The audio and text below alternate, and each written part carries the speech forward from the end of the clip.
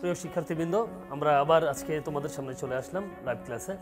আজকে আমরা অ্যাকাউন্টিং এর উপর দুইটা ক্লাস নিব, 7টা থেকে 8টা পর্যন্ত একটা, 1 ঘন্টা বিরতি দিয়ে আবার 9টা থেকে 10টা পর্যন্ত একটা।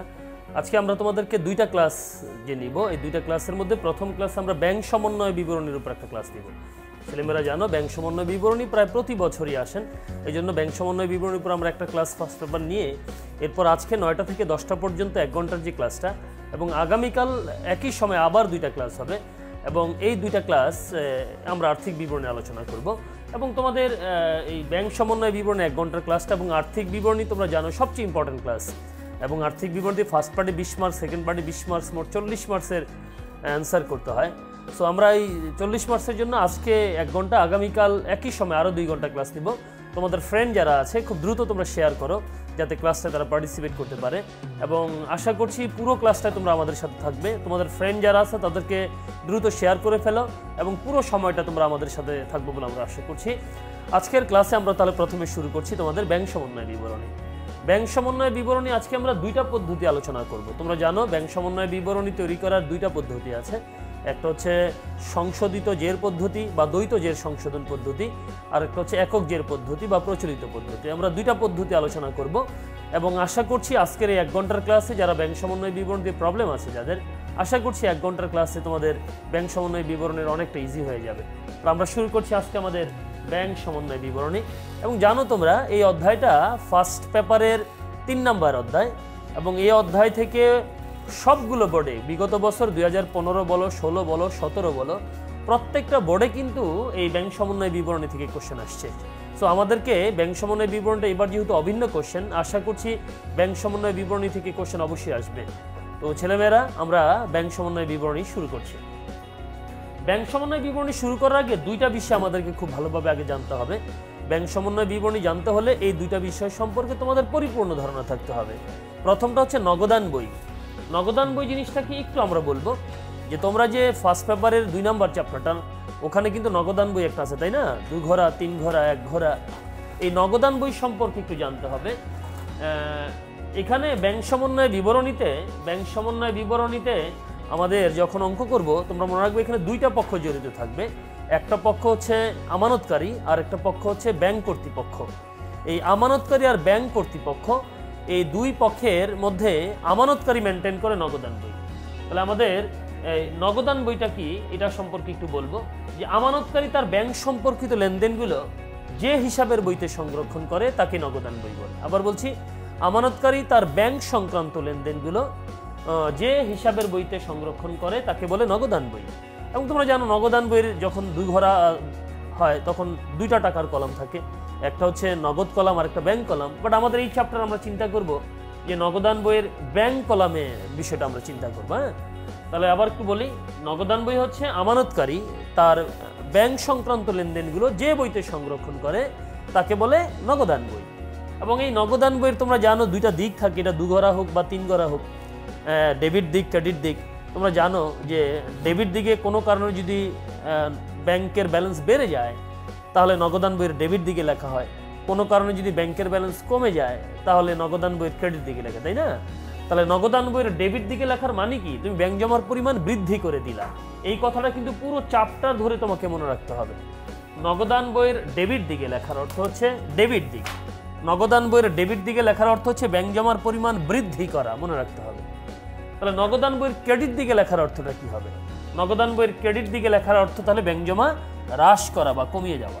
এই দুটো পয়েন্ট কিন্তু আমরা মনে রাখবো পুরো চ্যাপ্টার ব্যাপী। আমি আবার বলছি, নগদান বইয়ের ডেবিট দিকে লেখার অর্থ হচ্ছে ব্যাংক জমার পরিমাণ বৃদ্ধি করা। নগদান বইয়ের যদি বলে ক্রেডিট দিকে লেখা হয়েছে, আমরা বুঝে নিব ব্যাংক জমার পরিমাণ কমিয়ে দিয়েছে বা হ্রাস করেছে। এখন তোমরা যখন এরপরে নগদান বইয়ের লাস্টে ব্যালেন্স করো, ছেলেমেয়েরা খেয়াল করো তো, তোমরা যখন লাস্টে ব্যালেন্স করো, আমি যদি একটু মনে করে দিই তোমাকে, যে আমরা যখন ব্যালেন্স করবো নগদান বই, তাই না? এই ব্যালেন্সগুলো যদি এমন হয় যে নগদান বইয়ের আমার ডেবিট পার্শ্ব বড়, তাহলে ডেবিট পার্শ্ব যদি বড় হয় আমরা কি করতাম, ডেবিট পার্শ্বকে যোগ করে এ থেকে ক্রেডিট পার্শ্ব সব বাদ দিলে কি এখানে একটা ব্যালেন্স পাওয়া যেত না ক্রেডিট দিকে? তাহলে এই যে ক্রেডিট দিকে যে ব্যালেন্সটা পাওয়া গেল, এই ব্যালেন্সটা কেন পাওয়া গেল? ডেবিট দিক বড় বলে, তাই না? আমরা এটাকে বলে ডেবিট ব্যালেন্স। কি ব্যালেন্স? Debit balance. তাহলে নগদান বইয়ের যদি ডেবিট দিক বড় হয় তাহলে যে ব্যালেন্সের সৃষ্টি হয় এটাকে আমরা বলি ডেবিট ব্যালেন্স। ডেবিট পার্শ্ব বড় মানে ডেবিট ব্যালেন্স, ক্রেডিট পার্শ্ব বড় মানে ক্রেডিট ব্যালেন্স। এখন এই নগদান বইয়ের ডেবিট পার্শ্ব বড় হলে যে ব্যালেন্সটা হয় এটাকে আমরা বলবো ব্যাংক জমার উদ্বৃত্ত। এই 4টা পয়েন্ট কিন্তু তোমাকে পুরো চ্যাপ্টার ধরে মনে রাখতে হবে। নগদান বইয়ের ডেবিট ব্যালেন্স মানে ব্যাংক জমার উদ্বৃত্ত। তাহলে উল্টা কি হবে, নগদান বইয়ের যদি ক্রেডিট পার্শ্ব বড় হয়, তার মানে ব্যাংকের যা জমা উত্তোলন হয়তো তার চেয়ে বেশি, যদি ক্রেডিট পার্শ্ব বড় হয় তাকে আমরা বলবো ক্রেডিট ব্যালেন্স। ব্যাংক জমার ক্রেডিট ব্যালেন্স অর্থ হচ্ছে ব্যাংক জমাতিরিক্ত। ছেলেমেয়েরা আবার বলছি, কারণ এই 4টা পয়েন্ট একইভাবে ব্যাংক বিবরণের 4টা পয়েন্ট, এই 4টা পয়েন্ট পুরো চ্যাপ্টার ব্যাপী আমাদের কাজে লাগবে, আমরা সবাইকে মনে রাখতে বলবো। আবার বলছি 4টা পয়েন্ট, যদি কখনো বলে নগদান বইতে ডেবিট করা হয়েছে, আমরা বুঝে নিব নগদান বইয়ের ব্যাংক জমা বেড়ে গেছে। যদি বলে নগদান বইতে ক্রেডিট করেছে, আমরা বুঝে নিব যে ব্যাংক জমার পরিমাণ কমে গেছে, হ্রাস পেয়েছে। যদি বলে নগদান বইয়ের ডেবিট ব্যালেন্স, লাস্টের যে ব্যালেন্সটা, নগদান বইয়ের ডেবিট ব্যালেন্স মানে ব্যাংক জমার উদ্বৃত্ত, নগদান বইয়ের ক্রেডিট ব্যালেন্স মানে ব্যাংক জমাতিরিক্ত। আরেকটা কথা এমসিকিউর জন্য তোমরা মনে রাখবা, নগদান বইটা প্রস্তুত করে কে? আমানতকারী। তাহলে নগদান বই সম্পর্কে আমরা তোমাদের এই 4টা তথ্য মনে রাখতে বলবো। আমরা ব্যাংক সমন্বয় বিবরণের ব্যাংক বিবরণ নিয়ে কথা বলছিলাম। ব্যাংক বিবরণী হচ্ছে ব্যাংক কর্তৃক সংরক্ষিত আমানতকারীর নামে যে হিসাব হয় সেটাকে আমরা বলি ব্যাংক বিবরণী বা পাস বই। আমরা বলছিলাম যে একটা ব্যাংকে হাজার হাজার লক্ষ লক্ষ আমানতকারী থাকে, তাই না? প্রত্যেক আমানতকারীর নামে ব্যাংক আলাদা একটা হিসাব মেনটেন করে। এই যে হিসাবটা মেনটেন করে সেটাকে আমরা বলছি ব্যাংক বিবরণী বা পাস বই। এই ব্যাংক বিবরণীর মধ্যে আমানতকারীর তার ব্যাংক সংক্রান্ত বৃদ্ধিরা সব কিছু এক জায়গায় রেকর্ড করা থাকে। নগদান বইয়ের মতো ব্যাংক বিবরণী নিয়েও 4টা পয়েন্ট তোমাকে মনে রাখতে হবে। একটা হচ্ছে যে যেটা বলছিলাম যে ব্যাংক বিবরণ এটা মেনটেন করে কে? ব্যাংক কর্তৃপক্ষ। আমি যখন আমানতকারী ব্যাংকে টাকা জমা দিব, এই টাকাটা আমি আমানতকারীর জন্য সম্পদ বা ব্যাংকের জন্য তো দায়। তাহলে আমি যদি ব্যাংকে জমা রাখি, আমি আমানতকারী, আমার কিন্তু বাড়বে সম্পদ, কিন্তু ব্যাংকের বাড়বে কি? দায় বাড়বে। তাহলে আমি যখন আমার সম্পদ বাড়বে, আমি মনে আছে কিনা নগদান বইয়ের ডেবিট দিকে লিখতাম, বাট ব্যাংক যেহেতু দায় বাড়বে, ব্যাংক লিখবে এটা ক্রেডিট দিকে। বিষয়টা খুব ভালোভাবে মনে রাখবা। যদি কোনো কারণে ব্যাংক জমা বেড়ে যায়, আমানতকারী লিখে রাখবে এটা নগদান বইয়ের ডেবিট দিকে, বাট ব্যাংকের দায় বাড়বে বলে ব্যাংক লিখে রাখবে এটা ব্যাংক বিবরণীর ক্রেডিট দিকে। তাহলে যদি কখনো বলে ব্যাংক বিবরণীতে ক্রেডিট করা হয়েছে, এটা তোমরা কি বুঝবো? এটা তো বুঝবো যে ব্যাংক জমার পরিমাণ বৃদ্ধি পেয়েছে। অন্যদিকে যদি কোনো কারণে বলে ব্যাংক বিবরণীতে ডেবিট করেছে, ব্যাংক কখন ডেবিট করবে? যদি তার দায় হ্রাস পায়। ধরো ব্যাংক থেকে আমি টাকা তুলে নিয়ে আসলাম, তাহলে আমি আমানতকারী, আমার কমলো সম্পদ, বাট ব্যাংকের কমলো কি? দায়। তাহলে আমার যেহেতু সম্পদ কমলো, আমি কিন্তু নগদান বইয়ে লিখে রাখবো ক্রেডিট দিকে। সম্পদ কমলে ক্রেডিট হয়, কিন্তু ব্যাংকের তো কমলো দায়। আমরা জানি দায় কমলে ডেবিট হয়। তাহলে যদি কোনো কারণে ব্যাংক জমা বলে যে ব্যাংক বিবরণীতে ডেবিট করেছে, তাহলে তুমি বুঝে নিবা যে এটা ব্যাংক জমার পরিমাণ হ্রাস পেয়েছে। খুব ইন্টারেস্টিং, কিন্তু নগদান বইয়ের সাথে ব্যাংক বিবরণীর পুরো অপোজিট রিলেশনশিপ, অপোজিট সম্পর্ক, অপোজিট চিত্র প্রকাশ করবে। যে ব্যাংক জমা যদি বেড়ে যায়, নগদান বইতে লিখে রাখবে ডেবিট দিকে, বাট ব্যাংক লিখে রাখবে ব্যাংক বিবরণীর ক্রেডিট দিকে। একইভাবে যদি কোনো কারণে ব্যাংক জমা কমে যায়, নগদান বইটা লিখে রাখবে ক্রেডিট দিকে, বাট ব্যাংক লিখবে কিন্তু এটা ডেবিট দিকে। একইভাবে লাস্টে যখন ব্যালেন্স করবে ব্যাংক বিবরণীর, তাহলে ব্যাংক বিবরণীর যদি লাস্টে এমন হয় যে কোনো কারণে ব্যাংক জমার ক্রেডিট ব্যালেন্স হয়ে গেছে, তার মানে তার দায়ের পরিমাণ বেশি, এটা দিয়ে বোঝায় যে ব্যাংক জমার উদ্বৃত্ত। তাহলে যদি কখনো বলে ব্যাংক বিবরণীর ক্রেডিট ব্যালেন্স, এটার অর্থ হচ্ছে ব্যাংক জমা উদ্বৃত্ত। আর যদি বলে ব্যাংক বিবরণীর ডেবিট ব্যালেন্স, এটা দিয়ে আমরা মনে রাখবো এটাকে বলে ব্যাংক জমাতিরিক্ত। আমি পুরো বিষয়টা তোমাদেরকে আরেকবার পাশাপাশি দেখার জন্য বলছি। নগদান বইয়ের ডেবিট করা আর পাস বইয়ের ক্রেডিট করা একই কথা। নগদান বইয়ের ডেবিট এবং পাস বইয়ের ক্রেডিট মানে ব্যাংক জমার পরিমাণ বৃদ্ধি করা। অন্যদিকে নগদান বইয়ের ক্রেডিট আর পাস বইয়ের ডেবিট হচ্ছে একই কথা। নগদান বইয়ের ক্রেডিট বা পাস বইয়ের ডেবিট মানে ব্যাংক জমা হ্রাস পাওয়া। আর ব্যালেন্সের ক্ষেত্রে মনে রাখবা, নগদান বইয়ের যেটা ডেবিট ব্যালেন্স, পাস বইয়ের জন্য সেটা হবে ক্রেডিট ব্যালেন্স। নগদান বইয়ের যেটা ক্রেডিট ব্যালেন্স, পাস বইয়ের জন্য সেটা হবে ডেবিট ব্যালেন্স। তাহলে নগদান বইয়ের ডেবিট ব্যালেন্স और পাস বইয়ের ক্রেডিট ব্যালেন্স মানে ব্যাংক জমার উদ্বৃত্ত, আর নগদান বইয়ের ক্রেডিট ব্যালেন্স और পাস বইয়ের ডেবিট ব্যালেন্স মানে ব্যাংক জমাতিরিক্ত। একটা ব্যাংক সমন্বয় বিবরণী করার সময় তোমাকে এই 4টা এবং ব্যাংক বিবরণীর 4টা পয়েন্ট তোমাকে মনে রাখতে হবে। লাস্টে একটা তথ্য একটু মনে রাখতে পারো, এটা এমসিকিউর জন্য তোমার কাজে লাগবে। ব্যাংক বিবরণী বা পাস বই প্রস্তুত করে কে? ব্যাংক কর্তৃপক্ষ। এখন আমরা আলোচনা করব যে এই চ্যাপ্টার যেটা নিয়ে আলোচনা হবে, ব্যাংক সমন্বয় বিবরণী। ব্যাংক সমন্বয় বিবরণীটা কি? যে আমি ধরো ব্যাংকে টাকা জমা রাখলাম, তাহলে আমি আমানতকারী, আমার নগদান বইয়ের ব্যাংক জমা বাড়িয়ে দিব। ব্যাংক যদি টাকাটা বুঝে পায়, তাহলে ব্যাংক কি করবে? আমার নামে যে পাস বই মেনটেন করে সেই পাস বইয়ের ব্যাংক জমা বাড়িয়ে দিবে। তাহলে আমি আমানতকারী বাড়িয়ে দিলাম নগদান বই, ব্যাংক বাড়িয়ে দিল আমার পাস বই বা ব্যাংক বিবরণ। একইভাবে যদি ব্যাংক থেকে আমি টাকা তুলে নিয়ে আসি, তাহলে আমার ব্যাংক জমা কমে যাবে। আমি আমানতকারী লিখে রাখবো আমার নগদান বইতে, ব্যাংক কমিয়ে দিবে আর ব্যাংক আমার পাস বইয়ের ব্যালেন্সও কমিয়ে দিবে, তাহলে আমিও কমিয়ে দিব, ব্যাংকও কমিয়ে দিব যদি একই সময় ঘটে। তাহলে যদি কোনো ধরনের প্রবলেম না হয়, কোনো সময়ের তারতম্য কেউ ভুল না করে, তাহলে নগদান বইয়ের ব্যালেন্স এবং পাস বইয়ের ব্যালেন্স কি হওয়ার কথা বলো তো? সমান হওয়ার কথা। বাট অনেক কারণ আছে যে কারণে, বিভিন্ন কারণে নগদান বই এবং পাস বইয়ের ব্যালেন্স সমান হয় না। এই দুই বইয়ের ব্যালেন্স কেন সমান হচ্ছে না, এই কারণগুলো উদ্ঘাটন করে এবং ব্যালেন্সটা মিল করার উদ্দেশ্যে যে বিবরণী তৈরি করা হয় তাকে আমরা বলবো ব্যাংক সমন্বয় বিবরণী। মনে রাখবা, ব্যাংক সমন্বয় বিবরণী প্রস্তুত করা হবে কেবল তখনই যদি দুই বইয়ের ব্যালেন্স কোনো কারণে গরমিল হয়। আমি আবার বলছি, নগদান বইয়ের ব্যালেন্স এবং পাস বইয়ের ব্যালেন্স সাধারণ দৃষ্টিতে সমান হওয়ার কথা, কিন্তু অনেক কারণে দুই বইয়ের ব্যালেন্স সমান হয় না। কি কারণে সমান হচ্ছে না, এই কারণগুলো উদ্ঘাটন করে, গরমিলের কারণগুলো উদ্ঘাটন করে এবং ব্যালেন্সটা মিল করার উদ্দেশ্যে যে বিবরণী তৈরি করা হয় তাকে আমরা বলবো ব্যাংক সমন্বয় বিবরণী। কেমন? এই ব্যাংক সমন্বয় বিবরণী সম্পর্কে 3টা তথ্য মনে রাখতে তোমাদের এমসিকিউতে আসে, কাজে লাগতে পারে, প্রায় পরীক্ষা আসে। ব্যাংক সমন্বয় বিবরণী মনে রাখবে, এটা প্রস্তুত করে আমানতকারী, আর ইহা প্রস্তুত করা হয় একটা নির্দিষ্ট দিনে, এবং এটা প্রস্তুত করা হয় হিসাব বিজ্ঞানের পূর্ণ প্রকাশ নীতি অনুযায়ী। 3টা তথ্য আমরা একটু মনে রাখবো। কেমন? এরপর আমরা চলে যাব, এই যে ব্যাংক সমন্বয় বিবরণী, এই দুই বইয়ের ব্যালেন্স কেন গরমিল হয়? আমরা বললাম নরমালি তো সমান হওয়ার কথা, বাট অনেক কারণে গরমিল হয়। মেইন কারণ হচ্ছে দুইটা, একটা হচ্ছে তথ্য না জানার কারণে অথবা সময়ের তারতম্যের কারণে। বিষয়টা কেমন, যে ধরো একটা তথ্য নগদান বই জানে, ব্যাংক একটু এক সপ্তাহ পর জানে, অথবা একটা লেনদেনের ফলাফল ব্যাংক জানে বাট আমানতকারী এক সপ্তাহ পর জানে। এই যে এক সপ্তাহের যে ব্যবধান, এই এক সপ্তাহের মাঝামাঝি সময় কিন্তু দুই ব্যালেন্সটা সেম হবে না।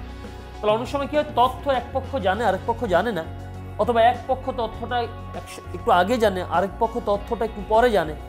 এই জানার মাঝখানে যে গ্যাপটা সময়ের, এই কারণ কিন্তু দুই বইয়ের ব্যালেন্স গরমিল হতে পারে।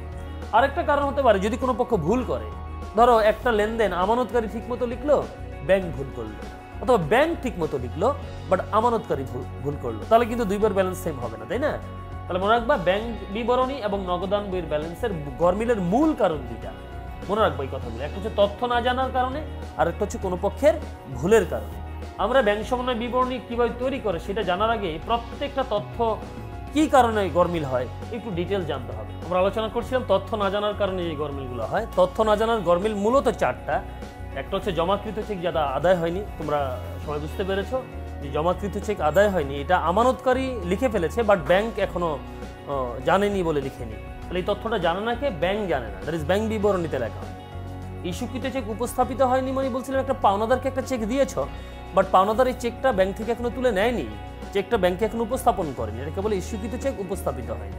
তাহলে আমি যখন একটা চেক আমার পাওনাদারকে দিয়ে দিব, আমি আমানতকারী কিন্তু সাথে সাথে আমার নগদান বইয়ের ব্যাংক জমা কমিয়ে দিব, বাট যেহেতু চেকটা ব্যাংকে উপস্থাপিত হয়নি, এই জন্য কি করেনি, ব্যাংক এখন আমার ব্যাংক বিবরণী ব্যাংক ব্যালেন্স কমায়নি, এর ফলে দেখো ব্যালেন্স গরমিল হয়ে গেছে।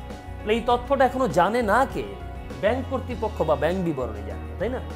তৃতীয় গরমিলটা হচ্ছে ক্রেডিট মেমোরেন্ডাম। খুব ভালো করে শুনবা, এখান থেকে এমসিকিউ আসে, প্রচুর অঙ্কের সময় লাগে। ক্রেডিট মেমোরেন্ডাম হচ্ছে ব্যাংক দেখবা আমানতকারীর পক্ষে অনেক সময় টাকা আদায় করে, অথবা অনেক সময় ব্যাংক আমানতকারীর ব্যাংক জমা বাড়িয়ে দেয়। ধরো ব্যাংক আমানতকারীর পক্ষে প্রাপ্য হিসাব থেকে টাকা আদায় করলো, প্রাপ্য নোটের টাকা আদায় করলো, লভ্যাংশ আদায় করলো, বিনিয়োগের সুদ আদায় করলো, অথবা ধরো ব্যাংক কিছু সুদ মঞ্জুর করলো। বলতো এই ঘটনাগুলো যদি ঘটে যায় তাহলে আগে জানলো কে? ব্যাংক যেহেতু আদায় করেছে, ব্যাংক আগে জানবে। তাহলে ব্যাংক কি করেছে? আমার ব্যাংক বিবরণী ব্যাংক ব্যালেন্স বাড়িয়ে দিয়েছে, বাট আমি আমানতকারী জানি না। তখন ব্যাংক কি করে? আমাকে এই ব্যাংক জমার কোন কারণে আমার ব্যাংক জমার ব্যালেন্স বাড়লো সেই কারণ ব্যাখ্যা করে আমানতকারীকে একটা দলিল দেয়, চিঠির মতো দেয়, এটাকে আমরা বলছি ক্রেডিট মেমোরেন্ডাম। ক্রেডিট মেমোরেন্ডাম কখন দেয়া হয়? যে যদি কখনো ব্যাংক আমানতকারীর ব্যাংক ব্যালেন্স বাড়িয়ে দেয়, এই ব্যাংক ব্যালেন্স বাড়ার কারণ ব্যাখ্যা করে যে দলিল ইস্যু করা হয় তাকে আমরা বলবো ক্রেডিট মেমোরেন্ডাম। তাহলে প্রথম মাথা রাখবা, ক্রেডিট মেমোরেন্ডাম ইস্যু করা হয় ব্যাংক জমা যদি কোনো কারণে বেড়ে যায়, যেমন অনেক কারণে ব্যাংক মেমোরেন্ডাম ইস্যু করতে পারে। ব্যাংক সুদ মঞ্জুর করলে, প্রাপ্য নোট বা দানাদারের কাছ থেকে আদায় করলে, প্রাপ্য নোট, লভ্যাংশ, বিনিয়োগের সুদ আদায় করলে, তোমরা বুঝতে পারতেছো বিষয়গুলো সব একই ধরনের। এই তথ্যটা কিন্তু ব্যাংক আদায় করার সাথে সাথে ব্যাংক ব্যালেন্স বাড়িয়ে দিয়েছে। যেহেতু এখনো ক্রেডিট মেমোরেন্ডাম মাত্র ইস্যু করেছে, এর আগে ইস্যু করা হয়নি, এই জন্য নগদান বই জানে না, এই জন্য নগদান বইতে এটা লেখা হয়নি। তাহলে ব্যাংক বিবরণীতে লিখে ফেলেছে, নগদান বইতে এখনো লেখেনি লেনদেনটা, এর ফলে ব্যালেন্স কি হয়ে গেছে? গরমিল হয়ে গেছে। মনে রাখবা ক্রেডিট মেমোরান্ডামের তথ্য যদি বলি কে জানে না এখনো, আমরা মনে রাখবো আমানতকারী বা নগদান বই জানে না। পরের রিজনটা হচ্ছে ডেবিট মেমোরান্ডাম। ডেবিট মেমোরান্ডাম হচ্ছে ক্রেডিট মেমোরান্ডামের পুরো উল্টোটা। ডেবিট মেমোরান্ডাম হচ্ছে অনেক সময় দেখবা আমানতকারীর পক্ষে ব্যাংক কি করে বিভিন্ন টাকা পরিশোধ করে দেয়। ধরো আমার পাওনাদারকে ব্যাংক আমার পক্ষে পরিশোধ করে দিল, আমার প্রদেয় নোট পরিশোধ করে দিল, আমার ঋণ পরিশোধ করে দিল, অথবা সুদ চার্জ করলো, অথবা আমি একটা চেক জমা দিয়েছিলাম, এই জমাকৃত চেকটা প্রত্যাখ্যাত হয়ে গেল, যেটাকে আমরা এনএসএফ চেক বলি। এনএসএফ চেক বলে, হ্যাঁ। বলতো এই ঘটনাগুলো যদি ঘটে তাহলে কি করবে? আমার ব্যাংক তো আমার পক্ষে এই জিনিসগুলো পরিশোধ করে দিয়েছে, তাহলে ব্যাংক কি করবে? আমার ব্যাংক ব্যালেন্স কমিয়ে দিবে, বাট আমি আমানতকারী জানি না। তখন ব্যাংক কি করে? এই কি কারণে ব্যাংক ব্যালেন্স কমলো, এই কমার কারণ ব্যাখ্যা করে একটা মেমোরান্ডাম ইস্যু করে, এটাকে আমরা বলবো ডেবিট মেমোরান্ডাম। খুব ভালো করে শুনবা, ক্রেডিট মেমোরান্ডাম হচ্ছে ব্যাংক জমার কারণ ব্যাখ্যা করে, ব্যাংক জমা বৃদ্ধির কারণ ব্যাখ্যা করে, আর ডেবিট মেমোরান্ডাম হচ্ছে ব্যাংক জমা হ্রাসের কারণ ব্যাখ্যা করে। তাহলে কোনো কারণে যদি দেখো যে ব্যাংক ব্যালেন্স বেড়ে গেছে, দ্যাট ইজ ব্যাংক আমার পক্ষে কোনো কারণে টাকা আদায় করেছে, ব্যাংক সুদ মঞ্জুর করেছে, ব্যাংক ব্যালেন্স বেড়ে গেছে, তখন ব্যাংক ক্রেডিট মেমোরান্ডাম ইস্যু করবে। আর উল্টাভাবে যদি ব্যাংক কোনো কারণে আমার ব্যাংক ব্যালেন্স কমিয়ে দেয়, এই যে সুদ চার্জ করলো, প্রদেয় হিসাবকে পরিশোধ করলো, প্রদেয় নোট পরিশোধ করলো, চেক প্রত্যাখ্যাত হলো, এগুলোর কারণে তো ব্যাংক ব্যালেন্স কমে যাবে, তাই না? এগুলোর কারণে ব্যাংক আমাকে ডেবিট মেমোরান্ডাম ইস্যু করে। তাহলে এটা জানে না কে? মনে রাখবে এটা জানে না আমানতকারী, কারণ ব্যাংক তো পরিশোধ করার সাথে সাথে ব্যাংক বিবরণী ব্যালেন্স কমিয়ে দিয়েছে। তাহলে আমি যেহেতু ক্রেডিট মেমোরান্ডাম ডেবিট মেমোরান্ডাম এর আগে পাইনি, এর ফলে আমি আমার নগদান বইয়ের ব্যাংক ব্যালেন্স এখনো কমাইনি। তাহলে একজন কমিয়ে দিয়েছে, আরেকজন কমায়নি, এর ফলে ব্যালেন্স গরমিল হয়ে গেছে। মনে রাখবো তথ্য না জানার কারণ হচ্ছে চারটায়। চারটা আমি আবার রিপিট করছি, খুব ভালো করে মনে রাখতে হবে। প্রথমটা হচ্ছে জমাকৃত চেক যদি আদায় হয়নি। আপাতত এটুক মনে রাখো, জমাকৃত চেক আদায় না হলে মনে রাখবা এই তথ্যটা জানে না ব্যাংক কর্তৃপক্ষ। ইস্যুকৃত চেক উপস্থাপিত হয়নি, এই তথ্যটা জানে না ব্যাংক কর্তৃপক্ষ। ক্রেডিট মেমোরান্ডাম এই তথ্যটা জানে না আমানতকারী। ডেবিট মেমোরান্ডাম এই তথ্যটা জানে না আমানতকারী। ওকে, এরপরের ইয়েতে আমরা চলে যাই। দ্বিতীয় কারণটা হচ্ছে কোনো পক্ষের ভুলের কারণে যদি গরমিল হয়। ভুল কি? আমি বললাম যে এক পক্ষ ঠিক মতো লিখেছে, আরেক পক্ষ ভুল করেছে, তাহলে গরমিল হয়ে যাবে। এরকম ভুল দুই ধরনের হতে পারে, একটা হচ্ছে এটা আমানতকারীরও ভুল হতে পারে, ব্যাংকেরও ভুল হতে পারে। যদি আমানতকারীর ভুল হয় তাহলে ধরো ব্যাংক ঠিক মতো লিখেছে, আমানতকারী ভুল করেছে, গরমিল হয়ে যাবে। উল্টাভাবে যদি ব্যাংক ভুল করে তাহলে কি? আমানতকারী ঠিক মতো লিখেছে, ব্যাংক ভুল করেছে, গরমিল হয়ে যাবে। তাহলে গরমিলের মূল কারণ হচ্ছে দুইটা, আবার বলছি, একটা হচ্ছে তথ্য না জানার কারণ, আর একটা হচ্ছে কোনো পক্ষ যদি ভুল করে। আবার বলছি, তথ্য না জানার কারণ চারটা মনে রাখবো: জমাকৃত চেক আদায় হয়নি, ইস্যুকৃত চেক উপস্থাপিত হয়নি, ক্রেডিট মেমোরান্ডাম, ডেবিট মেমোরান্ডাম। ওকে, আমরা মোটামুটি কি কারণে গরমিল হয় সেই বিষয়টা একটু বলার চেষ্টা করেছি। এখন আমরা মূল অঙ্কে আস্তে আস্তে চলে যাব। ব্যাংক সমন্বয় বিবরণী যে প্রস্তুত করবা, এই ব্যাংক সমন্বয় বিবরণী প্রস্তুত করার দুইটা পদ্ধতি আছে। একটাকে আমরা বলি দ্বৈত জের পদ্ধতি বা সংশোধিত জের পদ্ধতি বা আধুনিক পদ্ধতি, আর একটাকে আমরা বলি একক জের পদ্ধতি বা প্রচলিত পদ্ধতি। আমরা আজকে দ্বৈত জের পদ্ধতি বা সংশোধিত জের পদ্ধতিতে আলোচনা করব। দ্বৈত জের পদ্ধতি বা আধুনিক পদ্ধতি বা সংশোধিত জের পদ্ধতি, এই পদ্ধতির মূল কথা হচ্ছে যে একটা নগদান বই বা ব্যাংক বই ধরো তথ্য না জানার কারণ অথবা ভুলের কারণে, যেই কারণেই ব্যালেন্সটা হোক না কেন, দুই বইয়ের তো দুই রকম ব্যালেন্স হবে, তাই না? আসলে প্রকৃত ব্যালেন্স কত হওয়া উচিত? আমি যখন আর্থিক বিবরণী তৈরি করব, আমি তাহলে কোন ব্যালেন্সটা শো করব? আমি কি আমানতকারী তার নগদান বইতে যে ব্যাংক ব্যালেন্সটা শো করেছে সেটা দেখাবো, নাকি ব্যাংক যেই ব্যাংক ব্যালেন্সটা আমাকে বলছে সেইটা শো করবো, তাই না? এক্ষেত্রে নিয়ম হচ্ছে যে সঠিক যেটা হওয়া উচিত, যে নগদান বই আর ব্যাংক বিবরণী দুজন যদি কারেক্টলি লিখতো তাহলে ব্যালেন্সটা কত হওয়া উচিত ছিল, সেই সঠিক ব্যালেন্সটা আমি আর্থিক বিবরণী লিখবো, তাই না?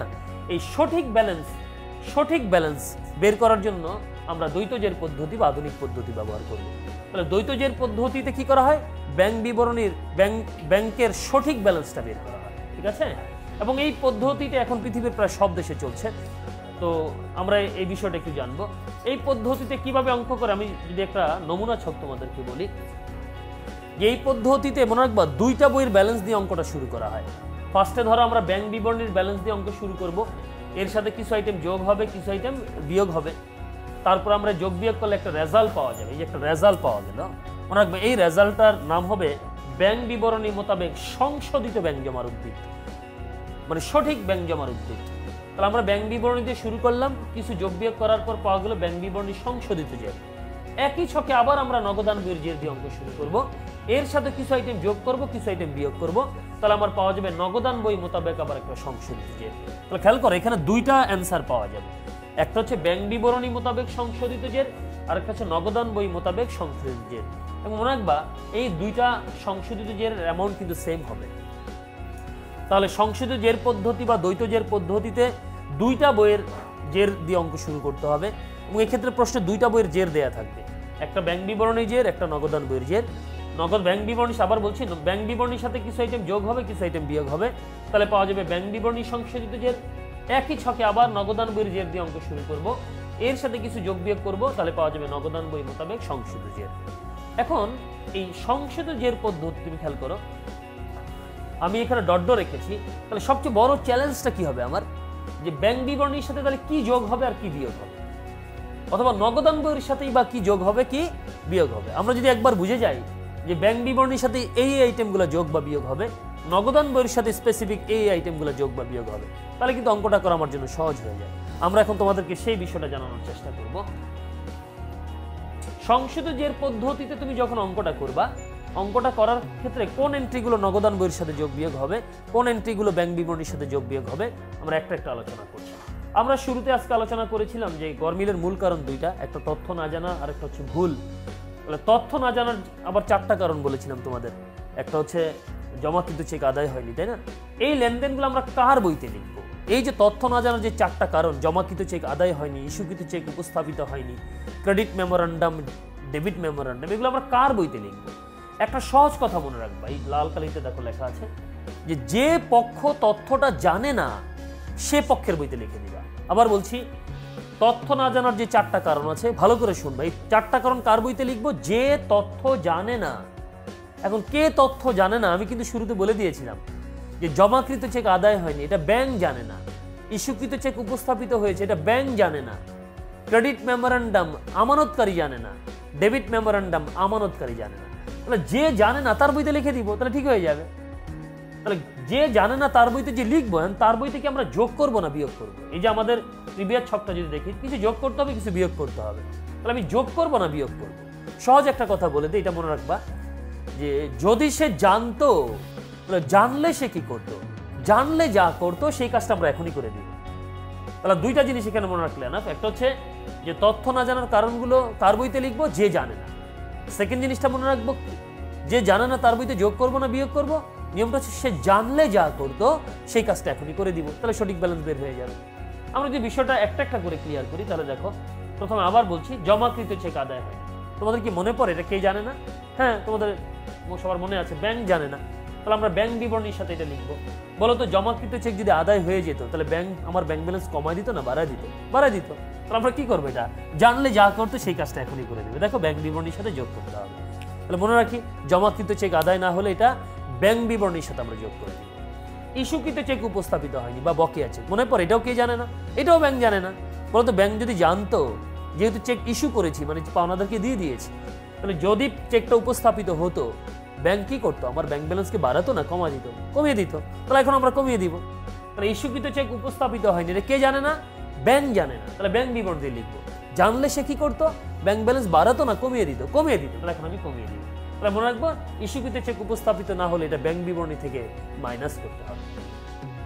ক্রেডিট মেমোরান্ডাম, তোমাদের মনে পড়ে ক্রেডিট মেমোরান্ডামের তথ্য কে জানে না? নগদান বই জানে না। তাহলে আমি নগদান বইতে লিখবো। বলতো, ক্রেডিট মেমোরান্ডাম কেন জানি ইস্যু করা হয়? ব্যাংক ব্যালেন্স বৃদ্ধি হলে না হ্রাস হলে? বৃদ্ধি হলে। তাহলে যেহেতু নগদান বই জানে না, তাহলে নগদান বইতে লিখবো। সে জানলে কি করবে? যেহেতু ব্যাংক ব্যালেন্স বেড়ে গেছে, তাহলে নগদান বইতে সে যোগ করে দিবে। তাহলে ডেবিট মেমোরান্ডাম হবে উল্টাটা। ডেবিট মেমোরান্ডামের তথ্য কে জানে না? নগদান বই জানে না। বলতো, জানলে সে কি করবে? ডেবিট মেমোরান্ডাম তো ব্যাংক জমা হ্রাসের কারণ ব্যাখ্যা করে, তাহলে মাইনাস হয়ে যাবে। তাহলে নগদান বইতে আমরা মাইনাস করে দিই। আমরা খুব ভালোভাবে এই চারটা কথা একটু মনে রাখি আবার, যে জমাকৃত চেক আদায় হয়নি, এটা ব্যাংক জানে না, তাহলে ব্যাংক বিবরণীতে এটা যোগ করে নিতে হবে। ইস্যুকৃত চেক উপস্থাপিত হয়নি, এটা কে জানে না? ব্যাংক জানে না, তাহলে আমরা এটাও ব্যাংক বিবরণী থেকে মাইনাস করে নিই। ক্রেডিট মেমোরান্ডাম কে জানে না? নগদান বইতে জানে না, তাহলে নগদান বইতে এটা যোগ করে দিই। ডেবিট মেমোরান্ডামের তথ্য কে জানে না? ব্যাংক আমানতকারী জানে না, নগদান বইতে জানে না, তাহলে নগদান বইতে এটা বিয়োগ করে দিই। আমি তোমাদেরকে একটা কথা বলবো, যে এই কারণগুলোর ক্ষেত্রে আমরা যদি শর্টকাট একটু বলতে চাই, তাহলে ব্যাংক বিবরণীকে আমরা ইংলিশে বলি ব্যাংক স্টেটমেন্ট, সংক্ষেপে আমরা এটা বি দিয়ে প্রকাশ করতে পারি। তাহলে জমাকৃত চেক আদায় হয়নি, এটা কি করতে হবে, বি প্লাস করলে আমাদের ঠিক হয়ে যাবে। জমা ইস্যুকৃত চেক উপস্থাপিত হয়নি, এটাও ব্যাংক জানে না, তাহলে এটা কি করবো, ব্যাংক থেকে মাইনাস করবো, বি মাইনাস করে নিব। ক্রেডিট মেমোরান্ডাম কে জানে না, নগদান বইতে জানে না, নগদান বইতে ইংলিশে আমরা ক্যাশ বুক বলি, এটাকে সংক্ষেপে আমরা সি দিয়ে প্রকাশ করতে পারি, তাহলে সি প্লাস করে নিব। আর ডেবিট মেমোরান্ডাম এটাও নগদান বই জানে না, তাহলে এটা সি মাইনাস করে নিব। এরকম অঙ্ক যখন আমরা করব প্রত্যেকটা এন্ট্রির পাশে অথবা রাফে যদি আমরা করে নিই B plus B minus C plus C minus, তো আমাদের অঙ্ক অনেক করতে অনেক দ্রুত করা যাবে। তো আমরা বোধহয় 4টা কারণ তোমাদেরকে বোঝাতে পেরেছি, সবাই বুঝতে পেরেছো। একটু মনে রাখবা, একটা অঙ্ক করার সময় বিষয়গুলো আমরা আরেকবার ক্লিয়ার করব। তাহলে তথ্য না জানার 4টা কারণ, এই 4টা কারণ কার বইতে যোগ বিয়োগ হবে সবাই বুঝতে পেরেছি। আমি আরেকবার শর্টকাট বলে দিচ্ছি। জমাকৃত চেক আদায় হয়নি, এটা ব্যাংক বিবরণীতে যোগ করতে হবে। ইস্যুকৃত চেক উপস্থাপিত হয়নি, এটা ব্যাংক বিবরণী থেকে মাইনাস করতে হবে। যত ক্রেডিট মেমোরান্ডামের লেনদেন থাকুক সব নগদান বইতে যোগ করতে হবে। যত ডেবিট মেমোরান্ডামের তথ্য লেনদেন থাকুক সব নগদান বইতে আমরা মাইনাস করে দেব। এরপর আসি, কোনো পক্ষ যদি ভুল করে, এই ভুল করলে আমি কোন বইতে লিখবো বলতো? আমার টার্গেট কি, সংশোধিত পদ্ধতিতে আমার টার্গেট হচ্ছে সঠিক ব্যালেন্স বের করা। তাহলে এখন যদি কোনো পক্ষ ভুল করে, আমানতকারী বা ব্যাংক, আমি কার বইতে এটা ঠিক করবো? তোমরা বলো তো, সঠিক ব্যালেন্স বের করতে চাচ্ছি, কার বইতে যোগ বিয়োগ করবো? যে ভুল করেছে। তাহলে যে পক্ষ ভুল করবে সে পক্ষের বইটা ঠিক করলে তোমাদের সঠিক অ্যান্সার হয়ে যাবে, তাই না? তাহলে মনে রাখবো, কোনো পক্ষ যদি ভুল করে তাহলে কোন বইতে আমরা গিয়ে যোগ বিয়োগ করবো? যে পক্ষ ভুল করেছে। এবং ওই পক্ষের বইতে আমি যোগ করবো না বিয়োগ করবো? নিয়মটা হচ্ছে ওই পক্ষ যে ভুলটা করেছে এখন যা করলে সঠিক ব্যালেন্স হয়ে যাবে সেই কাজটা করে ফেলবে। আমি উদাহরণ হিসেবে তোমাদের একটু বলি। 4 ধরনের ভুল হতে পারে এরকম। যেমন আমানতকারীর ভুলের কারণে যদি নগদান বইয়ের ব্যাংক ব্যালেন্স বেশি থাকে, ধরো এই ভুলটা আমানতকারী করেছে এবং এর ফলে আমানতকারীর ব্যাংক ব্যালেন্স কি হয়ে গেছে, বেশি হয়ে গেছে। তোমরা একটু চিন্তা করো তো, তাহলে ভুলটা কে সংশোধন করবে? নগদান বইতে সংশোধন করা হবে যেহেতু আমানতকারী ভুল করেছে এবং ব্যালেন্স তো বেশি হয়ে গেছে। এখন কি করলে ব্যালেন্সটা ঠিক হয়ে যাবে? কমিয়ে দিলে ঠিক হয়ে যাবে। তাহলে নগদান বই থেকে আমরা মাইনাস করে নিব, দ্যাট ইজ সি মাইনাস করে নিব। তাহলে মনে রাখবো, যদি কোনো আমানতকারীর ভুলের কারণে ব্যাংক ব্যালেন্স বেশি হয়ে যায় তাহলে আমরা কি করব, নগদান বই থেকে সি মাইনাস করে নিব। একইভাবে যদি আমানতকারীর ভুলের কারণে নগদান বইয়ের ব্যালেন্স কম থাকে, কম বলে আমানতকারী ভুল করেছে, তাহলে এটাও নগদান বইতে ঠিক করতে হবে। এবং এই ভুলের ফলে নগদান বইয়ের ব্যালেন্স কম আছে, তোমরাই বলো কি করলে ঠিক হয়ে যাবে? ব্যালেন্সটা একটু বাড়ায় দিলে ঠিক হয়ে যাবে। তাহলে আমরা এটা সি প্লাস করে দিব, কেমন? একইভাবে যদি ব্যাংক ভুল করে এবং ব্যাংকের এই ভুলের কারণে যদি ব্যাংক বিবরণীর ব্যাংক ব্যালেন্স বেশি হয়ে যায়, বলতো ভুলটা কে করেছে? ব্যাংক করেছে, তাহলে ব্যাংক বিবরণীতে ঠিক করে নিব আমরা। এবং ব্যাংক ব্যালেন্সটা বেশি হয়ে গেছে, তাহলে কি করব, কমিয়ে দিব। তাহলে আমরা যদি বি মাইনাস করে নিই তাহলে আমাদের ব্যালেন্সটা সঠিক হয়ে যাবে। একইভাবে যদি ব্যাংকের ভুলের কারণে ব্যাংক বিবরণীর ব্যালেন্সটা কম থাকে, ব্যাংক ভুল করেছে তাহলে ব্যাংক বিবরণীতে ঠিক করবো, ব্যাংক বিবরণীতে, এবং ব্যালেন্সটা কম আছে তাহলে আমরা কি করবো, ব্যালেন্সটা একটু বাড়ায় দিব, তাহলে ঠিক হয়ে যাবে, তাহলে বি প্লাস করে দিব। তাহলে আমরা ভুলের যে 4টা কারণ, সেই 4টা কারণ সবাই বুঝতে পেরেছি। আমরা তথ্য না জানার 4টা কারণ এবং ভুলের 4টা কারণ যদি সবাই ভালোভাবে বুঝতে পারি, ব্যাংক সমন্বয় বিবরণ যে অঙ্ক আসুক না কেন তুমি সব অঙ্ক পারবে ইনশাআল্লাহ। আমরা এখন কিভাবে একটা অঙ্ক করে তার পুরো বিষয়টা আমরা একটা উদাহরণ দিয়ে একটু বোঝানোর চেষ্টা করি। বোর্ডে দেখো একটা উদাহরণ দেয়া আছে, এখানে আমরা কয়েকটা লেনদেন দেয়া আছে। 2017 সালের 30 এপ্রিল তারিখে জ্ঞানের আলো প্রকাশনীর ব্যাংক বিবরণী মোতাবেক ব্যাংক জমার পরিমাণ 12,000 টাকা। তাহলে ব্যাংক বিবরণীর ব্যালেন্সটা দেওয়া আছে দেখো 12,000, এবং নগদান বই মোতাবেক ব্যাংক জমার পরিমাণ দেওয়া আছে 10,000 টাকা। খেয়াল করো, দুইটা বইয়ের ব্যালেন্স দেওয়া আছে এবং দুই বইয়ের ব্যালেন্স দেখো সেম না, গরমিল আছে। বলছে গরমিলের অনুসন্ধান করে দুই বইয়ের গরমিলের নিম্নলিখিত কারণগুলো খুঁজে পাওয়া যায়।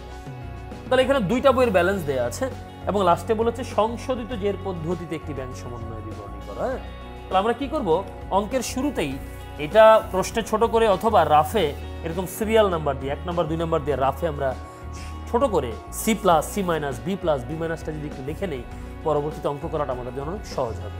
আমরা এখন একটা বলি, তোমাদের মনে করে দেখো। 1 নাম্বার বলো তো, জমাকৃত চেক আদায় হয়নি, এটা জানি কে জানে না, ব্যাংক জানে না।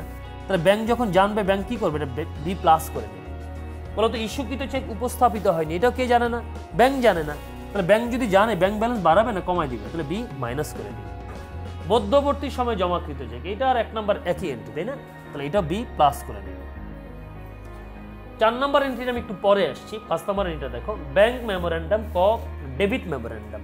তোমাদের কি মনে পড়ে ডেবিট মেমোরেন্ডাম মানে কি? ব্যাংক জমা হ্রাস প্রত্যাখ্যাত চেকের জন্য 1300 টাকা।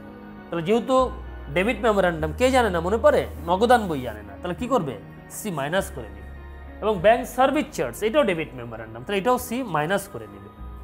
আর ক্রেডিট মেমোরেন্ডাম আছে ব্যাংক কর্তৃক প্রাপ্য নোট আদায়। ক্রেডিট মেমোরেন্ডাম হলো তো ব্যাংক জমা বেড়ে যায়, সমস্ত মেমোরেন্ডামের তথ্যই তো নগদান বই জানে না, তাই না? তাহলে এটা কী করবে? যেহেতু নগদান বই জানে না, সি, এবং যেহেতু এটা ক্রেডিট মেমোরেন্ডাম তাহলে সি প্লাস করে নেবে। তাহলে আমার 4 নম্বর এন্ট্রি ছাড়া বাকি এন্ট্রিগুলো কিন্তু আমাদের আলোচনা থেকে চলে আসছে। আবার বলছি, জমা কিন্তু চেক আদায় হয়নি, এটা বি প্লাস করে নিলে ঠিক হয়ে যাবে। ইস্যুকৃত চেক উপস্থাপিত হয়নি, তাহলে বি মাইনাস করে নিব আমরা। মধ্যবর্তী সময় চেক জমা, বি প্লাস করে নিব। মেমোরেন্ডামের মধ্যে ডেবিট মেমোরেন্ডাম যে দুইটা আছে, দুইটাই সি মাইনাস করে নিব। আর ক্রেডিট মেমোরেন্ডাম যেটা আছে সি প্লাস করে নিব। এখন আমরা এই তোমাদেরকে এই 4 নম্বর এন্ট্রিটা আমি একটু স্টারিক সাইন দিয়ে নিলাম। এই ভুলটা একটু ভালো করে খেয়াল করো। ভুল, 700 টাকার একটি চেক আদায়ের জন্য ব্যাংকে জমা দিয়ে নগদান বইতে 600 টাকা লেখা হয়েছে। এরকম যদি ভুলের এন্ট্রি পাও, খুব সাবধানে তোমাকে আগাতে হবে। প্রথম হচ্ছে যে দেখবা ভুলটা কে করেছে। দেখুন স্পষ্ট লেখা আছে নগদান বইতে ভুল লিখেছে, তাহলে ভুলটা কে করেছে? নগদান বই। তার মানে নগদান বইতে ঠিক করতে হবে, তাহলে আমাদের সি লিখতে হবে আগে, নগদান বইতে ঠিক করব। এখন এই ভুলটার ফলে তুমি চিন্তা করো ব্যালেন্স বেশি আছে না কম আছে। 700 টাকার চেক আদায়ের জন্য ব্যাংকে জমা দিয়েছো, ভালো করে খেয়াল করবা, জমা দিয়েছো। বলো তো চেক জমা দিলে কি ব্যালেন্স কমে না বাড়ে? বেড়ে যায়। তাহলে বাড়ার কথা ছিল কত? 700 টাকা, কিন্তু আমি নগদান বইতে ভুলে লিখছি কত? 600 টাকা। তাহলে বলো তো সবাই, আমরা যোগ করার দরকার ছিল 700 নগদান বইতে, কিন্তু নগদান বইতে যোগ করেছি কত? 600। তার মানে কি নগদান বইতে 100 টাকা কম যোগ করেছে। বলো তো 100 টাকা কম যোগ করার ফলে আমার ব্যালেন্স কি বেশি আছে না কম আছে? অবশ্যই কম আছে। যোগ করার কথা ছিল 700, বাট নগদান বইতে যোগ করেছ 600, তাহলে 100 টাকা কম যোগ করেছ, এর ফলে নগদান বইয়ের ব্যালেন্স 100 টাকা কম আছে। তাহলে এখন যদি আমি নগদান বইতে 100 টাকা যোগ করে দিই, তাহলে কিন্তু আমার ব্যালেন্স ঠিক হয়ে যাবে। তাহলে আমরা দেখো এই 5টা এন্ট্রির মধ্যে এরকম পরীক্ষার হলে প্রশ্নের পাশে ছোট করে পেন্সিল দিয়ে, অথবা রাফে যদি এরকম সিরিয়াল নাম্বার দিয়ে, রাফে যদি আমি সিরিয়াল নাম্বার দিয়ে এরকম পাশে B plus B minus C plus একটু করে নিতে পারি, অঙ্ক করাটা অনেক সহজ হয়। আমাদের কিন্তু অঙ্কের আলোচনা অলমোস্ট শেষ। আমি কিন্তু বুঝে গেছি কোনটা ব্যাংক বিবরণীর সাথে যোগ বিয়োগ হবে, কোনটা নগদান বইয়ের সাথে যোগ বিয়োগ হবে। তুমি কিন্তু অলরেডি বুঝে গেছো। প্রথম এন্ট্রিটা ব্যাংক বিবরণীর সাথে যোগ করবা, দ্বিতীয়টা ব্যাংক বিবরণী থেকে মাইনাস করবা, তৃতীয়টা ব্যাংক বিবরণীর সাথে যোগ করবা, চতুর্থটা নগদান বইয়ের সাথে 100 টাকা যোগ করবা। 5-এর 2টা এন্ট্রি আছে, প্রথম 2টা যেহেতু ডেবিট মেমোরেন্ডাম নগদান বই থেকে মাইনাস করবা, লাস্টটা যেহেতু ক্রেডিট মেমোরেন্ডাম নগদান বই থেকে প্লাস করবা। আমার এই আলোচনা থেকে আমি সমাধানটা যদি তোমরা একটু দেখতে চাও, দেখতে পারো যে পুরো ওই প্রশ্নটা যদি আমরা এখন সমাধান দেখতে চাই, সেটা হচ্ছে খেয়াল করো সবাই, আমরা ব্যাংক বিবরণী অনুযায়ী ব্যাংক জমা দিয়ে অঙ্কটা স্টার্ট করলাম। এই দেখো ব্যাংক বিবরণী অনুযায়ী ব্যাংক জমা দেওয়া আছে 12,000 টাকা। খেয়াল করো এই 12,000 আমরা শুরুতে লিখে দিলাম। এর সাথে ওই যেগুলো বি প্লাস যেগুলো ছিল, যে জমাকৃত চেক আদায় হয়নি 1500, মধ্যবর্তী সময় চেক জমা হচ্ছে 500, তাহলে যোগ করলে হলো 2000, 12,000-এর সাথে 2000 যোগ করা হলো 14,000। এরপর আমরা বিয়োগ করবো, ওই যে একটা বি মাইনাস ছিল মনে পড়ে কিনা, একটা মাইনাস ছিল, ইস্যুকৃত চেক উপস্থাপিত হয়নি, একটাই ছিল বলে ডাইরেক্ট শেষ কলামে লিখে দিয়ে 3,000। তাহলে 14,000 থেকে যদি 3,000 মাইনাস হয়, আমার অ্যান্সার হয় 11,000, এবং এটাই সঠিক ব্যালেন্স। এবং এর বরাবর আমরা লিখবো ব্যাংক বিবরণী মোতাবেক সংশোধিত ব্যাংক জমা। সেম ছকে আমি আবার নগদান বই দিয়ে অঙ্কটা স্টার্ট করবো। দেখো নগদান বইয়ের ব্যালেন্স দেওয়া আছে, খেয়াল করো তোমরা, এই যে নগদান বইয়ের ব্যালেন্স দেওয়া আছে 10,000 টাকা। এর সাথে আমরা যোগ বিয়োগ করবো, যেগুলো সি প্লাস ছিল ওগুলো যোগ করবো, যেগুলো সি মাইনাস লিখছিলাম এগুলো সব বিয়োগ করে দিই। খেয়াল করো এই আমরা নগদান বইয়ের ব্যালেন্স যে 10,000, এর সাথে সি প্লাস বোধ হয় ছিল 2টা, একটা হচ্ছে ব্যাংক কর্তৃক প্রাপ্য নোট আদায় 2400 টাকা, আর ওই যে ভুল ছিল 100 টাকা কম যোগ করেছিলাম। জমাকৃত চেক নগদান বইতে কম লিখেছে 100 টাকা, তাহলে 2400 আর 100 2500, 10,000-এর সাথে 2500 যোগ করলে আমার হলো 12,500 টাকা। আর বিয়োগ হবে বোধহয় 2টা, মনে পড়ে কিনা, যে ডেবিট মেমোরেন্ডামের 2টা, প্রত্যাখ্যাত চেক 1300 আর ব্যাংক সার্ভিস চার্জ 200, তাহলে মোট কত হয় 1500। 12,500 থেকে যদি 1500 মাইনাস করো, তোমাদের অ্যান্সার হয়ে যায় 11,000। এবং ইন্টারেস্টিং হচ্ছে দেখো দুই বইয়ের সংশোধিত জের কি সেম টাকা, 11,000। তোমরা কি সবাই বুঝতে পেরেছো অঙ্কটা? তাহলে আমাদের সংশোধিত জের পদ্ধতিতে অঙ্ক করার ক্ষেত্রে আবার বলছি, তোমাদের কিন্তু মূল নিয়ম হচ্ছে কার বইতে লিখবো, যোগ করবো না বিয়োগ করবো, এগুলো যদি তুমি ক্লিয়ারলি বুঝে যাও, কোনো সূত্র মুখস্থ না করে বিষয়টা যদি বুঝে যাও, তাহলে কিন্তু অঙ্ক যেভাবে হোক করা সম্ভব, তাই না? তাহলে সংশোধিত জের পদ্ধতিতে কিভাবে ব্যাংক সমন্বয় বিবরণী তৈরি করতে হয় সেই বিষয়টা আমরা বুঝে গেছি। এখন তোমাদেরকে আমি এই সংশোধিত জের পদ্ধতিতে যখন অঙ্ক করবা, এই অঙ্ক করার সময় অনেক সময় কিন্তু আবার জাবেদা চায় সেই জাবেদা দিয়ে একটু কথা বলে দেই, কারণ বোর্ডের যে কোশ্চেনগুলো আসছে বেশিরভাগ ক্ষেত্রেই খ এবং ঘ অংশে, যদি খ অংশে ব্যাংক সমন্বয় বিবরণী চায়, গ অংশে বলে প্রয়োজনীয় জাবেদা দাখিলা দাও আমানতকারীর বইতে। আবার যদি খ অংশে চায় জাবেদা, গ অংশে চায় ব্যাংক সমন্বয় বিবরণী তৈরি করো। এই ক্ষেত্রে জাবেদা দেওয়ার ক্ষেত্রে তোমাদের প্রতি আমার পরামর্শ হলো, খ বা ঘ যেখানেই চাও না কেন, তুমি আগে ব্যাংক সমন্বয় বিবরণটা করে নিবা। ব্যাংক সমন্বয় বিবরণী থেকে এর পরবর্তী যদি জাবেদা করো, তাহলে তোমার জন্য কিন্তু কাজটা ইজি হয়ে যায়। এবং তুমি যদি এন্ট্রির পাশে এরকম আমার মতো B plus C plus B minus C minus লিখে নাও, তাহলে কিন্তু জাবেদা তুমি অলরেডি পেরে গেছো। তারপরে জাবেদাটা কিভাবে দেয় আমি তোমাদেরকে একটু বলে দিই। জাবেদা দেওয়ার ক্ষেত্রে তুমি সাধারণ জাবেদার যে ছকটা, সেই ছক অনুযায়ী জাবেদা দিবা এবং ওখানে ডেটটা দিবা, বছরের যেই তারিখে তুমি ব্যাংক সমন্বয় বিবরণী করছো ওই তারিখে। এখন কথা হচ্ছে জাবেদা কোনগুলোর জাবেদা হবে।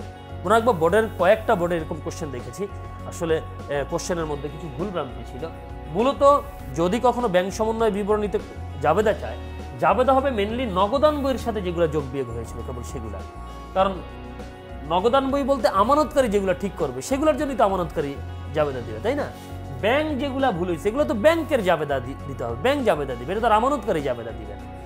তাহলে যদি কখনো বলে প্রয়োজনীয় জাবেদা দাখিলা দাও, একটা কথা মনে রাখবা, কেবল নগদান বইয়ের সাথে যেগুলো যোগ বিয়োগ করা হয়েছে, কেবল নগদান বইয়ের সাথে যেগুলো যোগ বিয়োগ করা হয়েছে সেগুলোর সাথে আমাদের যোগ বিয়োগ করতে হবে, নগদান বইয়ের সাথে।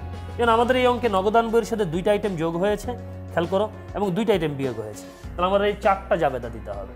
আবার বলছি, যদি কখনো বলে প্রয়োজনীয় জাবেদা দাখিলা দাও, সব এন্ট্রির জাবেদা হবে না, যেগুলো সি প্লাস বা সি মাইনাস ছিল অথবা যেগুলো নগদান বইয়ের সাথে যোগ বিয়োগ করেছ কেবল সেগুলোরই জাবেদা হবে। এবং এগুলো জাবেদা দেওয়ার একটা সহজ নিয়ম তোমাদেরকে আজকে বলে দেই।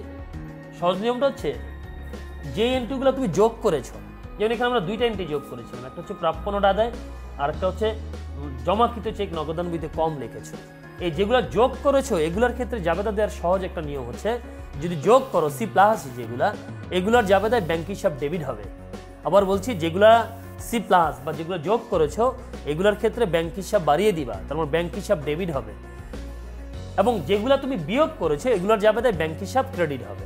তাহলে জাবেদায় ডেবিট ক্রেডিট, এই চ্যাপ্টারের যে যদি জাবেদা চায়, জাবেদায় ডেবিট বা ক্রেডিট যে কোনো একদিকে কিন্তু ব্যাংক হিসাব হবে। যে এন্ট্রিগুলো যোগ করেছো এগুলোর ক্ষেত্রে হবে ব্যাংক হিসাব ডেবিট, যে এন্ট্রিগুলো বিয়োগ করেছো এগুলোর সময় হবে ব্যাংক হিসাব ক্রেডিট। তাহলে ব্যাংক একটা পক্ষ হলো, এর বিপরীতে আরেকটা হিসাব কি হবে, এটা তোমাকে লেনদেনটা পরে বুঝতে হবে। যেমন প্রথমটা দেখো, ব্যাংক কর্তৃক প্রাপ্য নোট আদায়, তাহলে বোঝা যাচ্ছে এখানে ব্যাংকের বিপরীতে হবে প্রাপ্য নোট। তাহলে জাবেদাটা কি হবে, যেহেতু যোগ করেছি ব্যাংক হিসাব ডেবিট, ক্রেডিট হবে প্রাপ্য নোট হিসাব। দ্বিতীয়টা দেখো, জমাকৃত চেক। এই জমাকৃত, জমা শব্দটা মনে রাখবা, কার চেক জমা দিয়েছি, আমার প্রাপ্য হিসাব থেকে যে চেকটা পেয়েছিলাম সেই চেকটা জমা দিয়েছি, তাই না? তাহলে যেহেতু এখানে যোগ করেছি, তাহলে ব্যাংক হিসাব ডেবিট, আর জমাকৃত চেক লেখার সময় যদি ভুল হয় ব্যাংকের বিপরীতে হবে প্রাপ্য হিসাব। মনে রাখবো, জমাকৃত চেক, প্রত্যাখ্যাত চেক, মনে রাখবো একটু, এই দুইটার ক্ষেত্রে যদি কখনো জাবেদা দিতে হয় ব্যাংকের বিপরীত হিসাবটা হবে প্রাপ্য হিসাব। তাহলে দ্বিতীয়টা, জমাকৃত চেক নগদান বইতে কম লেখে, জাবেদায় কিন্তু টাকা হবে 100 টাকা, যেহেতু যোগ করেছি ব্যাংক হিসাব ডেবিট, যেহেতু জমাকৃত চেক প্রাপ্য হিসাব হবে ক্রেডিট। আর যেগুলো বিয়োগ করেছি এগুলোর ক্ষেত্রে ভালো করে খেয়াল করো, প্রথমটা হচ্ছে প্রত্যাখ্যাত চেক, যেহেতু বিয়োগ করেছি ব্যাংক হিসাব ক্রেডিট হবে, আর প্রত্যাখ্যাত চেকের ক্ষেত্রে বিপরীত হিসাবটা হবে প্রাপ্য হিসাব। তাহলে আমাদের প্রত্যাখ্যাত চেকের জাবেদা কি দাঁড়ালো, যেহেতু বিয়োগ তাহলে ব্যাংক হিসাব ক্রেডিট, ডেবিট হবে কি প্রাপ্য হিসাব। ব্যাংক সার্ভিস চার্জ, এটাও তো বিয়োগ করেছি, তাহলে ব্যাংক হিসাব ক্রেডিট, বিপরীতে ডেবিট কি হবে ব্যাংক চার্জ অথবা ব্যাংক খরচ হিসাব। কেমন? তাহলে জাবেদাগুলো কিভাবে দিতে হবে আমরা বোধহয় সবাই বুঝতে পেরেছি। তাহলে কেউ যদি ব্যাংক সমন্বয় বিবরণী ভালো করে পারে, এই চ্যাপ্টার থেকে যদি তার কোনো রিকোয়ারমেন্টে জাবেদা চায় সে জাবেদা দিতে পারবে। আবার মনে করাই দিচ্ছি, এই চ্যাপ্টার থেকে যদি কখনো জাবেদা চায়, যদি উল্লেখ নাও থাকে, জাবেদাগুলো কেবল আমানতকারীর বইতেই জাবেদাগুলো যেগুলো হয় সেই জাবেদাগুলো দিতে হবে। যদি বলে প্রয়োজনীয় জাবেদা দাখিলা দাও, সব এন্ট্রি জাবেদা আমরা দিব না, কারণ আমি তো আমানতকারীর ব্যাংক সমন্বয় বিবরণী তৈরি করছি। আমানতকারী যেগুলো নগদান বইতে যে এন্ট্রিগুলো লিখেছে কেবল সেই এন্ট্রিগুলোর জাবেদা হবে, ব্যাংকের সাথে যেগুলো যোগ বিয়োগ করেছে এগুলোর জন্য আমরা জাবেদা দিব না। আবার মনে করা দিচ্ছি, যেগুলো তুমি যোগ করেছো নগদান বইতে এগুলোর ক্ষেত্রে হবে ব্যাংক হিসাব ডেবিট, আর যেগুলো তুমি বিয়োগ করেছো এগুলোর ক্ষেত্রে হবে ব্যাংক হিসাব ক্রেডিট, আর বিপরীত হিসাবটা তুমি লেনদেনটা করে বের করে নিবা। যেমন আমাদের এই অঙ্কে প্রথমটা ছিল প্রাপ্য নোট আদায়, তাহলে ব্যাংক ডেবিট প্রাপ্য নোট ক্রেডিট। জমাকৃত চেক নগদান বইতে কম লিখেছে, যেহেতু যোগ করেছি ব্যাংক ডেবিট, আর জমাকৃত চেকের ক্ষেত্রে বিপরীত হিসাবটা হবে প্রাপ্য হিসাব। প্রত্যাখ্যাত চেকের ক্ষেত্রে বিপরীত হিসাবটা হবে প্রাপ্য হিসাব। আর লাস্টে ব্যাংক সার্ভিস চার্জ যেহেতু বিয়োগ করেছি, ব্যাংক হিসাব ক্রেডিট হবে, ডেবিট হবে ব্যাংক সার্ভিস চার্জ হিসাব অথবা ব্যাংক চার্জ হিসাব অথবা ব্যাংক খরচ হিসাব। তাহলে আমরা যদি সংশোধিত জের পদ্ধতি অঙ্কটা করতে পারি, তাহলে কিভাবে ব্যাংক সমন্বয় বিবরণী করা হয় সেই নিয়মটা যদি আমরা জানি, তাহলে ব্যাংক সমন্বয় বিবরণী করা যাবে। ব্যাংক সমন্বয় বিবরণী যদি পারা যায়, তাহলে এর সাথে যদি জাবেদা চায় আমরা জাবেদাটা করতে পারবো। কেমন? তাহলে আজকে আমাদের যে সময়, এই অল্প সময়ের মধ্যে আমি চেষ্টা করেছি তোমাদের সংশোধিত জের পদ্ধতিতে ব্যাংক সমন্বয় বিবরণটা কীভাবে করে সেই বিষয়টা আলোচনা করার। আশা করছি তোমরা সবাই বুঝতে পেরেছ। এবং বোর্ডে সংশোধিত জের পদ্ধতির অঙ্ক মাঝে মাঝে আসে, একক জের পদ্ধতির অঙ্ক আসে। তো আজকের এই অল্প সময়ের মধ্যে আমরা সংশোধিত জের পদ্ধতির অঙ্কটা আলোচনা করার চেষ্টা করেছি। আশা করছি তোমরা সবাই বুঝতে পেরেছ। আমাদের আজকেই রাত 9টায় আমাদের আর্থিক বিবরণীর উপর আবার একটা ক্লাস হবে, এবং আর্থিক বিবরণীর উপর আজকে আমরা সেকেন্ড পেপারের, বিশেষ করে সেকেন্ড পেপারের যেই সমন্বয়গুলো, আমরা মেনলি সমন্বয়গুলো আলোচনা করব। সেকেন্ড পেপারের যে সমন্বয়গুলো, লভ্যাংশ, সুনামের অবলোপন, আয়কর, এই বিষয়গুলো নিয়ে আজকে আমরা ডিটেলস আলোচনা করব। আগামীকাল 2টা ক্লাস হবে, এবং 2টা ক্লাসে আমরা ফার্স্ট পেপারের আর্থিক বিবরণী, সেবামূলক প্রতিষ্ঠান, ক্রয় বিক্রয়কারী প্রতিষ্ঠান, এই 2 ধরনের প্রতিষ্ঠানের আর্থিক বিবরণীর পুরো সমন্বয়গুলো 2015, 16, 17 সালে যত ধরনের সমন্বয় আসছে সব সমন্বয়গুলো আশা করব একটা আলোচনা করার। তোমাদের ফ্রেন্ড যারা আছে তাদেরকে সবাইকে জানিয়ে দাও আজকে রাত 9টায় আমাদের সেকেন্ড পেপারের হিসাব বিজ্ঞান 2য় পত্রের আর্থিক বিবরণীর উপর কিছু সমন্বয় নিয়ে আলোচনা হবে। তোমরা সবাই ফ্রেন্ডদের জানিয়ে দাও।